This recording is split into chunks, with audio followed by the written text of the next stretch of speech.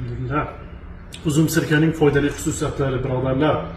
Tabobat olamida foydali xususiyatlari juda katta. Damashqning uyga tayyorlangan.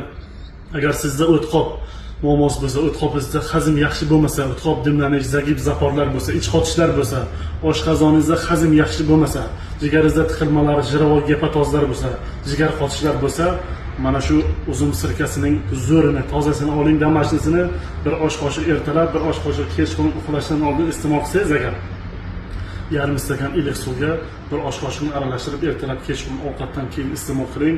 Jigardagi yog'larga, jigardagi tiqilmalarga bir oyga 6-7 kilo tabiiy oziq beradigan xususiyatga ega.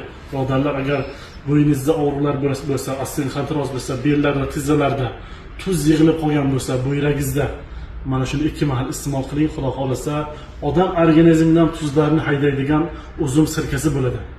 Birodarlar, agar sizda o'tqop dimlanish, jigar qotishlar bo'lsa, ortiqcha vesingiz bo'lsa, mana shu uzum sirkani iste'mol